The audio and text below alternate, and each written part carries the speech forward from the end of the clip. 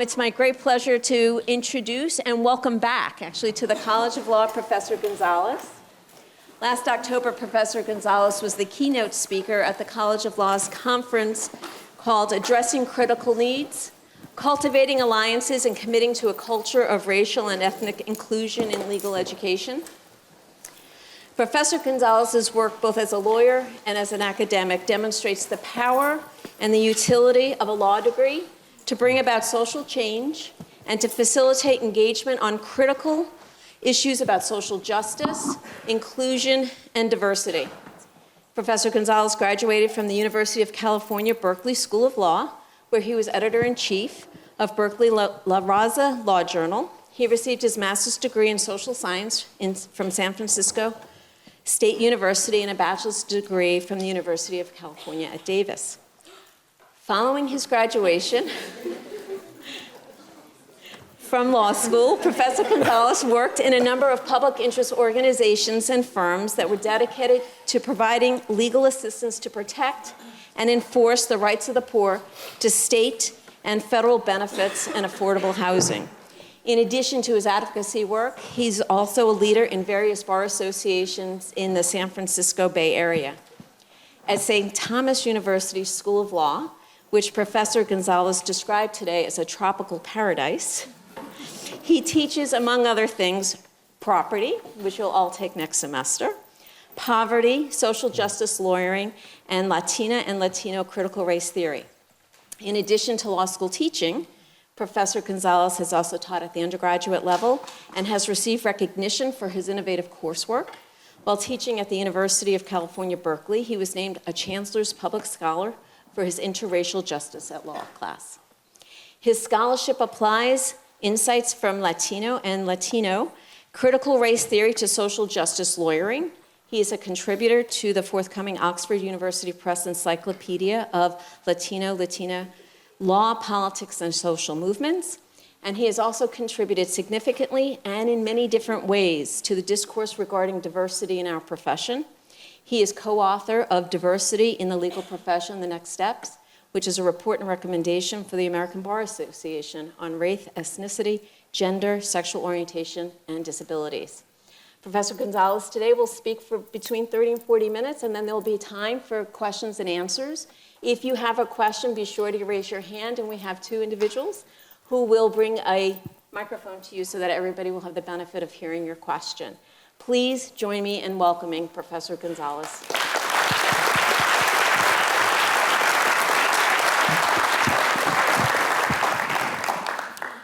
Well, what a delight to return to Syracuse. I am very pleased to help you begin this 1L Convocation series.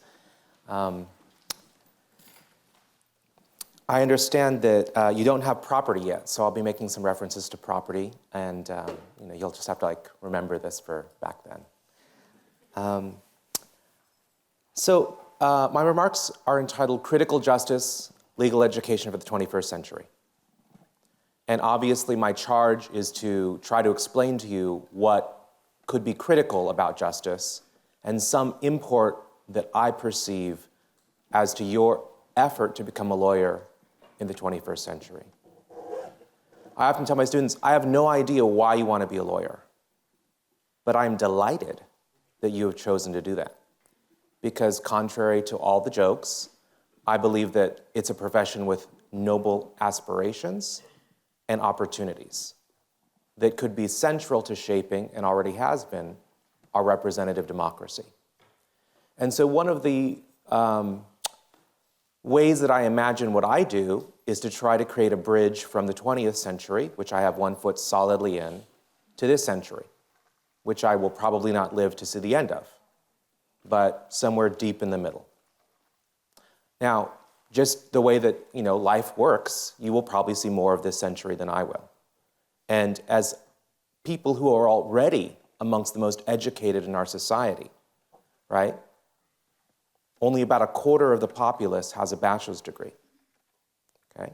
And so people who are about to become lawyers in just a few short years, I believe that you have a special duty and a real exciting opportunity, a world of delights, to use your legal knowledge, to use your knowledge about the law, to not only be an ethical lawyer, to not only make a good living for yourself and your family, but also to try to preserve the best aspects of the democracy and to protect it from the deformation that I believe it is undergoing, and I will describe to you at greater length. So, it's probably not surprising to imagine that when we study shapes the kinds of lawyers that we're going to become. And so I just ask you to think about, what time it is. What if you started to study the law in September 2000? Okay, that's not too long ago, right? People were all alive? If I go too far back, that'll happen, right?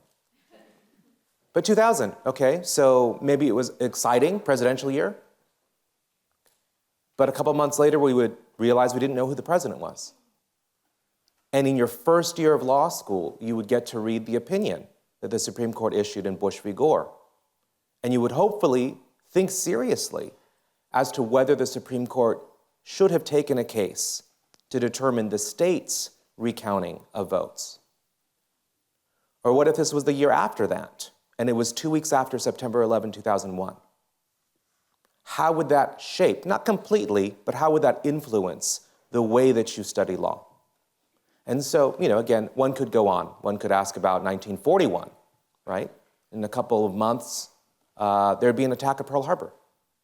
One could ask about 1929, the crash that begins the Depression, etc. So, that could just be a little kind of an aside, but I really ask you to think about how will you study the law over these next 3 years? And how will that orient the trajectory, the beginning anyhow, of your career? And I ask you to keep history in mind. Returning to the present. So, a few years ago, we experienced something called the Great Recession. Okay? December 2007 to June 2009 was the longest recorded recession, right? From a peak moment to the trough. The economy was not growing, as it often does, but rather contracting. And as you know, as you experienced, or people who love you, right, this affected home prices because the thing that was the most solid investment, real property, had been leveraged in such a way, creating derivative instruments and insuring them, and then hedging against those insured assets to create, in effect, a castle in the air. That when it began to fall apart, it took a lot of us down. Okay? Wealth decreased substantially for the supermajority of the populace. Now, as you know, we've had a recovery since then, but the recovery has been bifurcated. If you already were wealthy, and maybe some of you are, but if you already were wealthy, right, assets above debt, then you have been having a great recovery. But again, the supermajority of people do not have actual wealth. They have a note that allows them to have possession of real property. The note is secured by a mortgage on the real property, and if they're not able to pay it, well, then it gets taken. And then some people, of course, have stocks. A handful of people have pensions. But the supermajority of us don't actually have wealth. And you know this more than anyone else, any other generation of law students. So I never say this, in any other than a compassionate way. But you, meaning my students, teach me all the time, hey man, we know that we're indebted.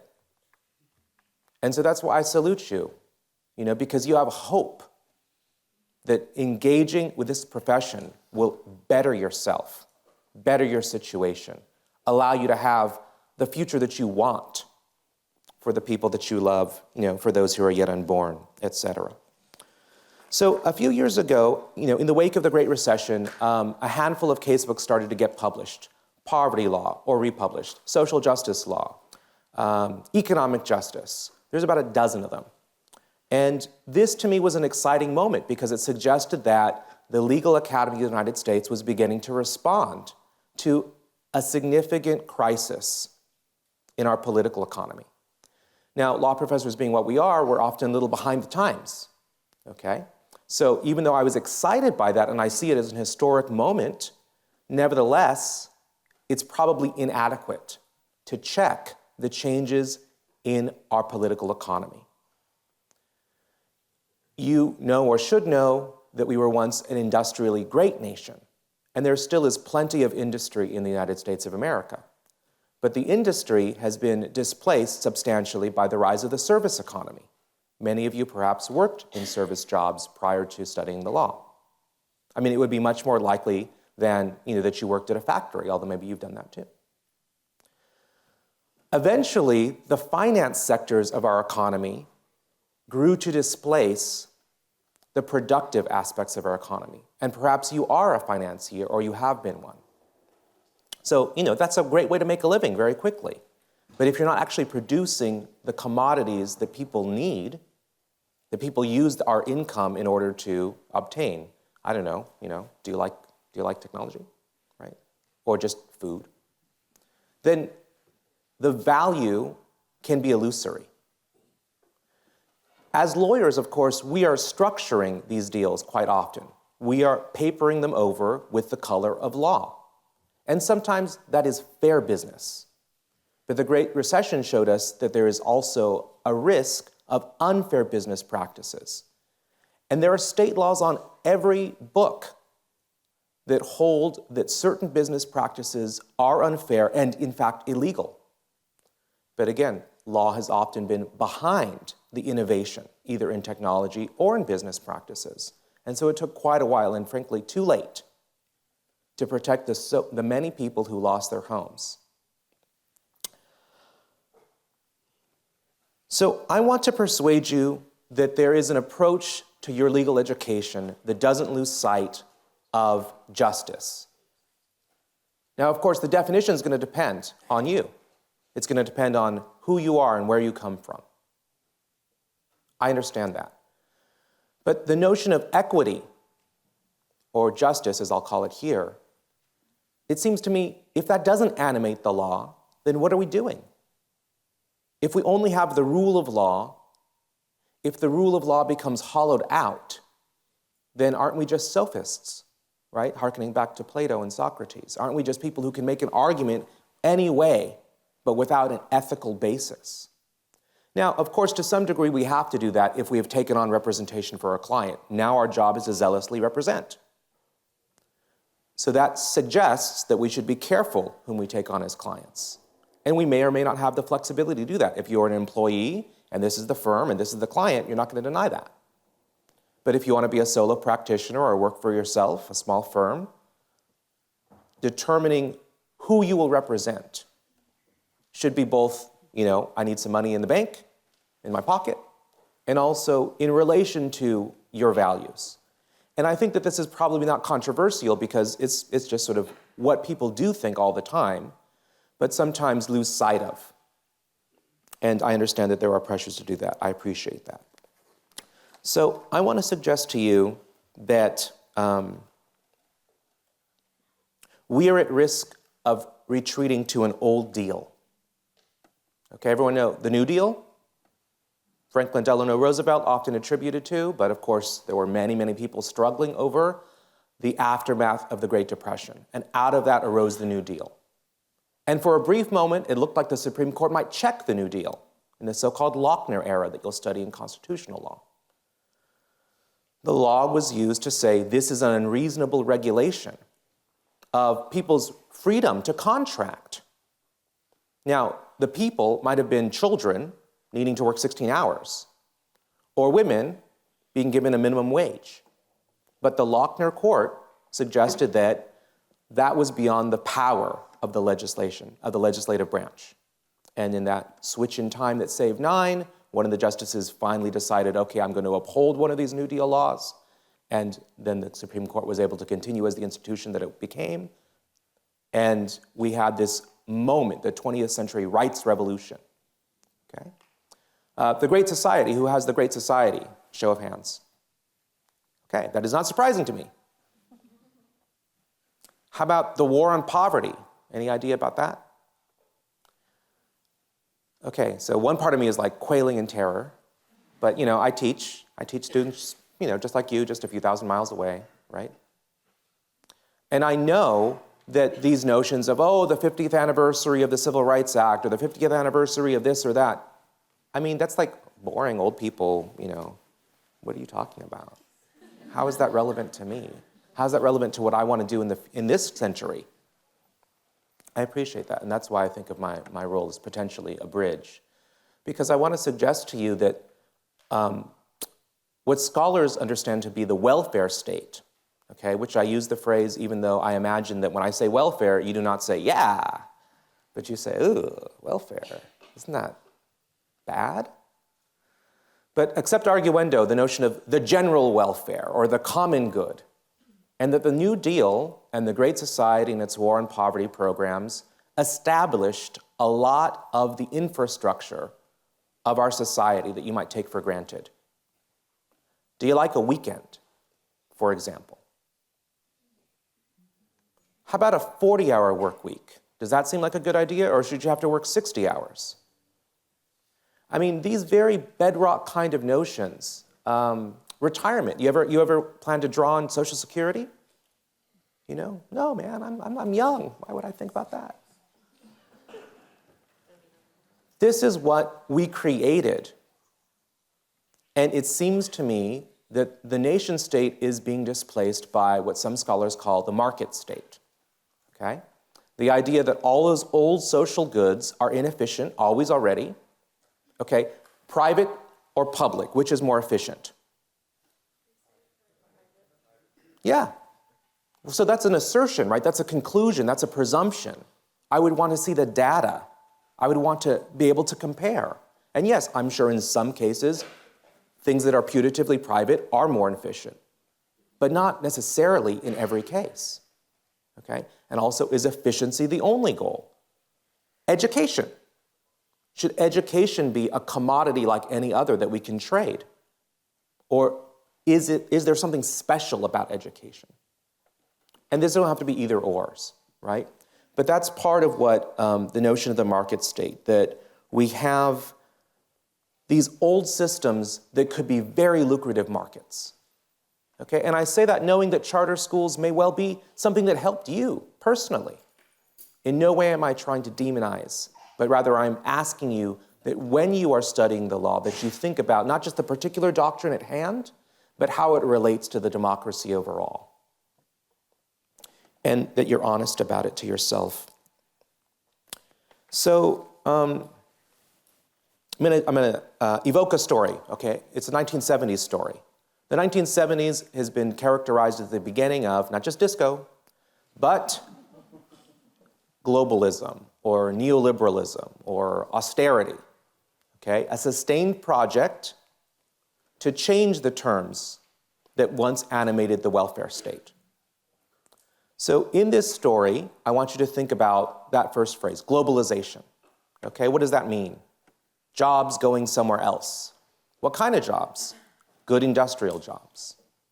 Okay, so put on your corporate titan hat, whatever you like to wear when you're the Wolf of Wall Street, and think, I'm going to close that plant right there, and I'm going to find some cheap labor over there, whether that's Mexico or whether that's China or South Korea, wherever the tag on your clothes, whatever on your action figure toy, made in blah, blah, blah, right?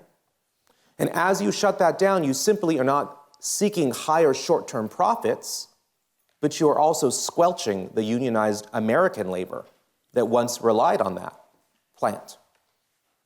So in that moment now, there are many, many people who have lost their income, and they do not have the skills immediately, certainly, to just recover and find something new that's comparable, in part because those jobs are gone. Now, at the same time, in that same decade, we have a moment where certain politicians become very savvy at beginning to target and demonize predominantly women of color who are on welfare and who prior had not had that access in significant numbers, because access to welfare, and here I'm thinking of aid to families with dependent children, was denied to them.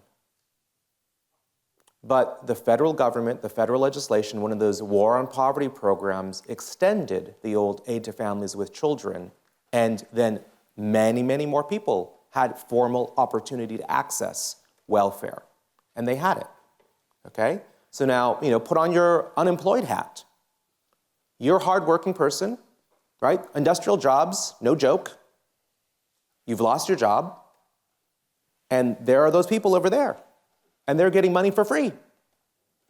So, are you going to like those people? How easy is it going to be for you to think you're to blame? Or as time goes on, I don't know, maybe those immigrants. Or as time goes on, that unfair business competition from the Far East, right? Who are you going to blame for your for your loss, your actual loss? And who, goes without drawing any attention to themselves. So that's just a very brief story. I want to suggest to you that the political economy has an effect on us all, including lawyers, including legal educators. And again, I think you know this more than most generations because you're cognizant of debt in a way that some people aren't. If you talk to the wrong lawyer, meaning like someone in this case whose, their education was 30 or 40 years ago, and they're like, my debt was $500. You're sort of like, probably shouldn't say that. Like, if you can at least say like $50,000, maybe not so mean, but if you're really like, well, I had to pay for books, your audience is probably not going to like that. So, are we in a situation where we must incur an amount of debt that previous generations incurred in order to obtain real property, just to get the education that we hope will one day allow us to maybe get that real property? Now, if you already have some real property in the back, right, a generation or two before you, maybe that doesn't seem so bad. But if you're in the moment in your family's trajectory where this is it, you're the one, you're supposed to be retirement for mom and dad, it's going to be very hard to do that, but not impossible. And you know this. So I want to suggest that the publication of the books that I've referenced earlier and the project that I've been working on with some of my colleagues, Critical Justice, Identities, Theories, Action, is not some epiphenomenal, oh, that would be nice, like a little flourish on a chocolate cake or something, But it could be central to helping you really seize this moment and make your legal education be one that prepares you to become the lawyer that you aspire to be. And one aspect of that is respecting and really looking into the histories of other people, kind of like you, just a few decades ago, who similarly struggled to use the law to effect some vision of justice. And part of it, I suggest, also includes really attending to the critical legal theory that scholars have been developing for the past decades, that can help a student not just learn the particular doctrine, although of course you learn that, but then how to view it, how to see the jurisprudence of it, right? The philosophy of law, how to see how that affects and effects a change in society. That's what I hope for you, and that's the project that I've been working on for a little while. So let me give you an example. I thought you would have already had this because it's usually the first month of property, but my school similarly has just recently shifted to have property be a second semester class. One of the first cases you'll probably study is Johnson versus McIntosh, or Emmentosh, right? Because you didn't necessarily have that standardization of spelling in 1823. Okay, it opens most property case books. It's an 1823 case, and most students in the 21st century would not be remiss for thinking 1823. Like, how could this possibly be relevant? Okay, and it's a case that has a holding that establishes a doctrine called the doctrine of discovery and conquest. Okay, so the doctrine of discovery has something to do with the fact that agents of European kingdoms, right, agents of the sovereign, found a place, maybe a place in a state like this, right, to the coast. And in order not to have genocidal warfare between themselves, which they had experienced in the 100 Years' War, they needed some way to divvy up this land. So if I was there and I stuck my claim, right, had my flag, then the other agents of the other competing European sovereigns are supposed to respect that and allow me some time to perfect my title, which I might do by conquering the indigenous people there, or by purchasing it under the color of a treaty. Okay, so it's a foundational case to the title of real property in our country. Now, I hope you'll have the chance to study it because it's important. But some professors, in fact, do skip it. They're like, it's too old, or I have limited time, or for whatever reason. Even the students who have the opportunity to study it formally within class, though, often think, where is the law in this? I just don't see it. And so I've just suggested to you that there are a couple doctrines in there, and they have elements, and they're very studyable. But if all that we do is seize upon the black letter law, I'm concerned that we have lost the opportunity to really think, do we agree with the Chief Justice that the courts of the conqueror must respect the conqueror, and they cannot come back and question a generation or two after that is occurred? Do you believe that that is sufficient for a rule of just law? And if you don't, it doesn't mean like we have to throw up our hands and run into the woods or something, but that we have that consciousness. And you're in a state that has live cases. It might be 19th century doctrine, but the Oneida cases, you can look them up in federal court. They're there. I pronounce things poorly all the time, so if I mispronounce something, I don't do well in French either. So I'm not asking you to sign on to a proposition that we have to leave behind the law and that we'll just seek an idiosyncratic vision of justice. To the contrary, I want you to temper your study of the law with a deep appreciation for whether it's just, whether the equities play out in this particular instance. Who do you represent? How do you want the society to become in the decades when you are taking the reins, right? I don't know, in a decade, who will be your first judge? Is that too soon? How about 20 years? You want to be in the State House? You want to be in Congress?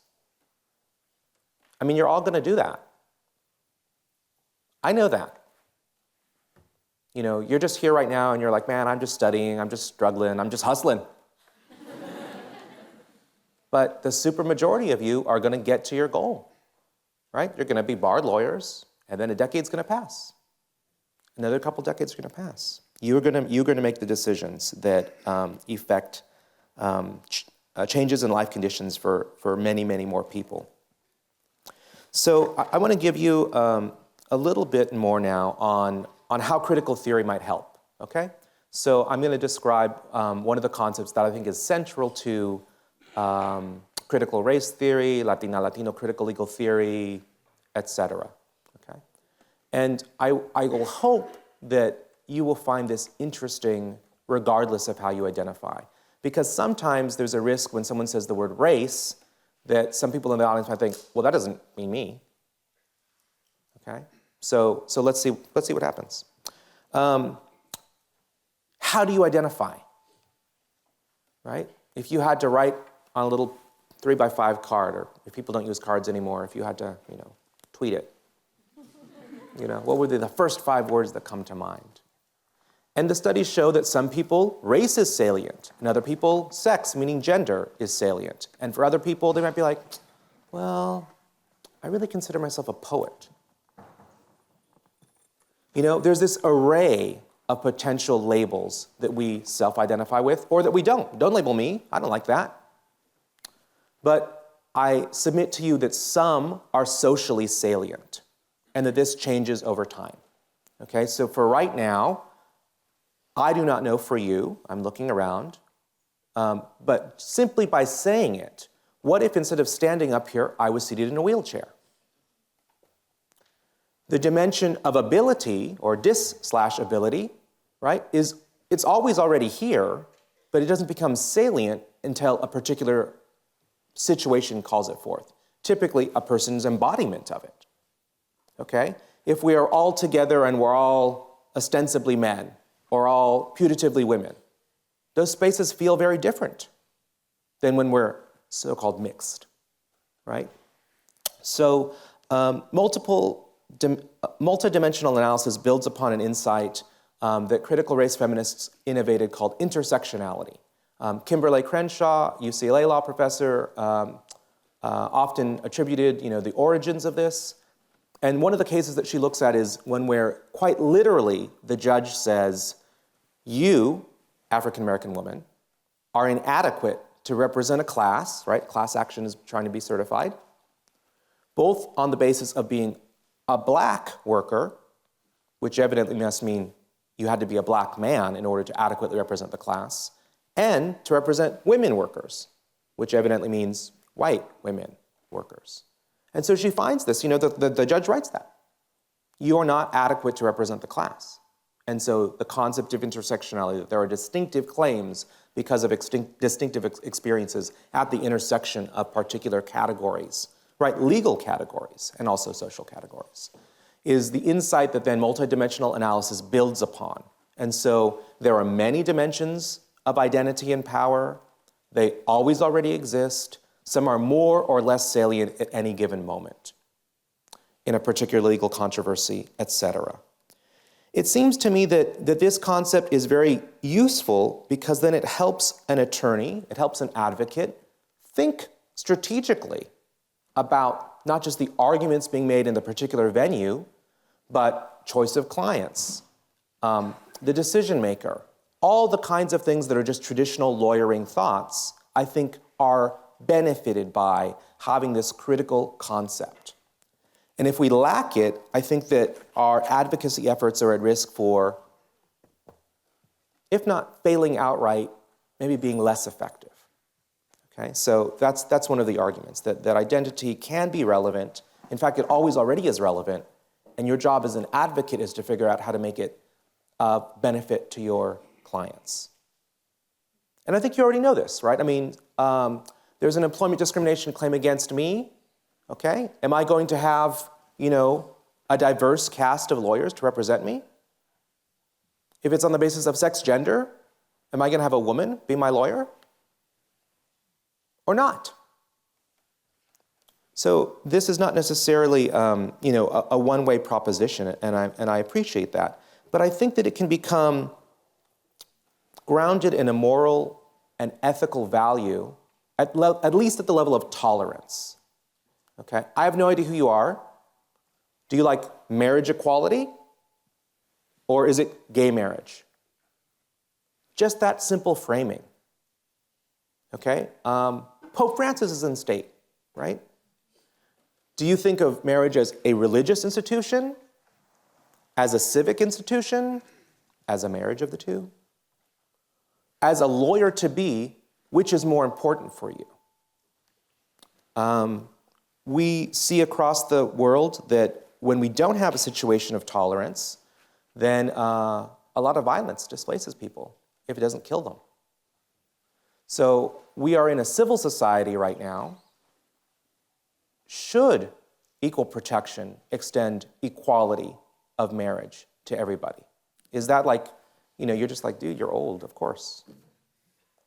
Or is this a very tight and hot kind of thing, but maybe not illuminated in your discourse?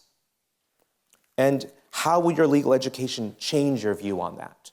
Maybe not your ultimate conclusion, but it will give you a more nuanced understanding of what otherwise, was just like your uneducated opinion.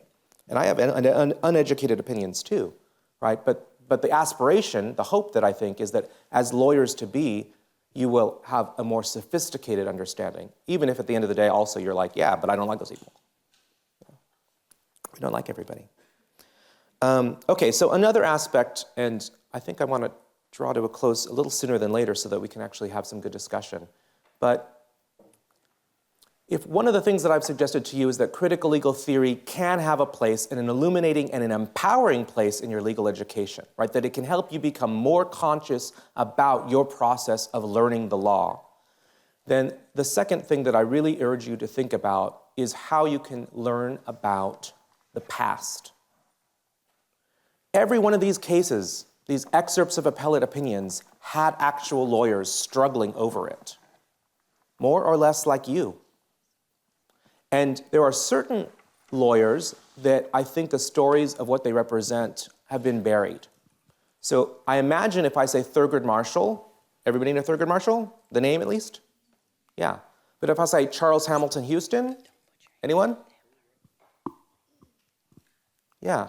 So, from the perspective of people who are a little bit older than you, that might be surprising.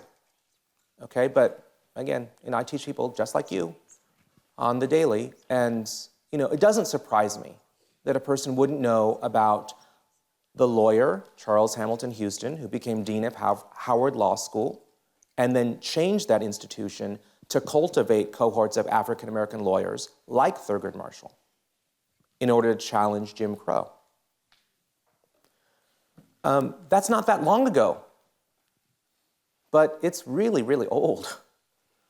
So what if your legal education could help you learn about things that you find relevant, and also things that on surface you find totally irrelevant, but upon a closer look, help you think about this is not a new problem that you're being confronted with right now. Say the regulation of banks.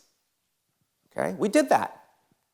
Glass-Steagall was supposed to be the solution to that. It was repealed in the 90s. Okay, who was president during the 90s? Okay, who controlled the Congress in the 90s? So a bipartisan agreement dismantled the financial regulation. Is that salutary? A few decades later, it seems to me that most people would have to say no. That a bank that takes deposits for regular consumers should have some separation with a bank that is able to lend for speculative purposes. But I don't know, your mileage may vary. You might say, I don't know, they're all banks, right? Well, which should get the federal deposit insurance? Okay. Ultimately, I believe that only through our own stories, only through our own experiences, our familial backgrounds, and when we really trace it far back, it goes across the centuries, will we become the lawyers that we want to be. If you put that to the side, if you forget about that, it may seem that you are learning the doctrine very efficiently. But I suggest to you that it will kind of hollow out the experience. You want to become a lawyer. That's amazing.